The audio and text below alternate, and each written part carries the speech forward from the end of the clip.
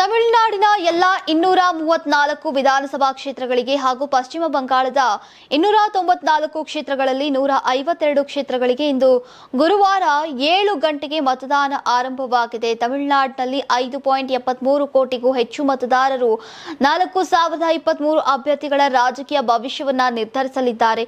ಮುಖ್ಯವಾಗಿ ಡಿಎಂಕೆ ನೇತೃತ್ವದ ಮೈತ್ರಿ ಹಾಗೂ ಎಐಎಡಿಎಂಕೆ ನೇತೃತ್ವದ ಎನ್ಡಿಎ ನಡುವಿನ ತ್ರಿಕೋನ ಸ್ಪರ್ಧೆ ನಡೀತಾ ಇದೆ. ಮುಖ್ಯಮಂತ್ರಿ ಎಂಕೆ ಸ್ಟಾಲಿನ್ ಅಧಿಕಾರವನ್ನ ಉಳಿಸಿಕೊಳ್ಳೋಕೆ ಪ್ರಯತ್ನಿಸ್ತಾ ಇದ್ರೆ ಎಐಎಡಿಎಂಕೆ ನಾಯಕ ಎಡಪ್ಪಾಡಿ ಕೆ ಪಳನಿಸ್ವಾಮಿ ನೀವು ಸಣ್ಣ ಆಗ್ಬೇಕಲ್ವಾ, ಅದು ಒಂದು ಉತ್ತಮ ಆಹಾರದಿಂದ ಸಣ್ಣ ಆಗ್ಬೇಕಲ್ವಾ. ಪ್ರತಿದಿನ ನಮ್ಮ ಜೀನಿ ಸ್ಲಿಮ್ ನ ಯೂಸ್ ಮಾಡಿ ಯಾವುದೇ ಸೈಡ್ ಎಫೆಕ್ಟ್ ಇಲ್ದಂಗೆ ನೀವು ಸಣ್ಣ ಆಗ್ತೀರಾ.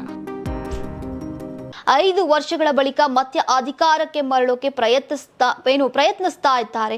ಇದಲ್ಲದೆ ನಟ ವಿಜಯ್ ಅವರ ಟಿವಿಕೆ ಪಕ್ಷದ ಚುನಾವಣೆ ಪ್ರವೇಶವು ಸ್ಪರ್ಧೆಗೆ ಹೊಸ ಆಯಾಮವನ್ನ ನೀಡಿದ್ದು ದ್ರಾವಿಡ ಪಕ್ಷಗಳಿಗೆ ಕಠಿಣ ಸವಾಲು ಎದುರಾಗಿದೆ. ಇನ್ನು ಪಶ್ಚಿಮ ಬಂಗಾಳದಲ್ಲಿ ಮೊದಲ ಹಂತದ ಮತದಾನದಲ್ಲಿ ಬೆಳಗ್ಗೆ 11 ಗಂಟೆಯವರೆಗೆ 41.11% ಮತದಾನ ದಾಖಲಾಗಿದೆ ಅಂತ ಚುನಾವಣಾ ಆಯೋಗ ಮಾಹಿತಿಯನ್ನ ನೀಡಿದೆ.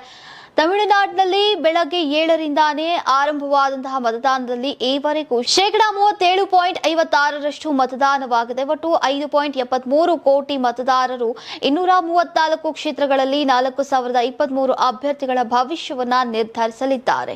ಇನ್ನು ಎರಡನೆಯ ಹಂತದ ಮತದಾನವು ಕೋಲ್ಕತ್ತಾ ಮತ್ತು ಸುತ್ತಮುತ್ತಲಿನ ಜಿಲ್ಲೆಗಳ ಮೇಲೆ ಕೇಂದ್ರೀಕರಿಸಿಕೊಂಡು ಈಗ ಉಳಿದ 142 ಕ್ಷೇತ್ರಗಳಿಗೆ ಏಪ್ರಿಲ್ 29ರಂದು ನಡೆಯಲಿದೆ. 2 ರಾಜ್ಯಗಳಲ್ಲಿ ಇಂದು ಬೆಳಗ್ಗೆ 7 ಗಂಟೆಗೆ ಮತದಾನ ಆರಂಭವಾಗಿ ಸಂಜೆ 6 ಗಂಟೆಗೆ ಮುಕ್ತಾಯವಾಗಲಿದೆ.